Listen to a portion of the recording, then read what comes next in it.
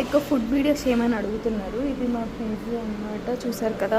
Already మీరు చూసే ఉంటారు, నన్ను ఫాలో అవుతూ ఉండుంటే. ఇక్కడ ఓపెన్ కిచెన్ టైప్ ఉంది.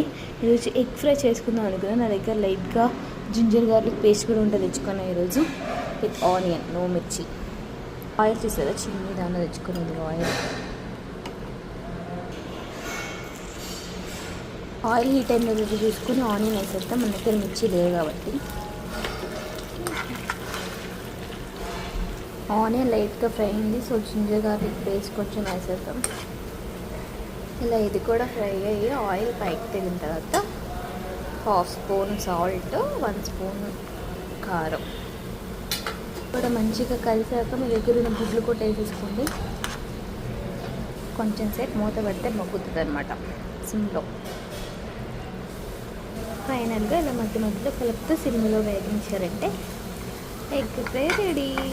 ఫైనల్గా రైస్ తక్కువ పెట్టుకుని కర్రీ ఎక్కువ వేసుకొని తినేటమే.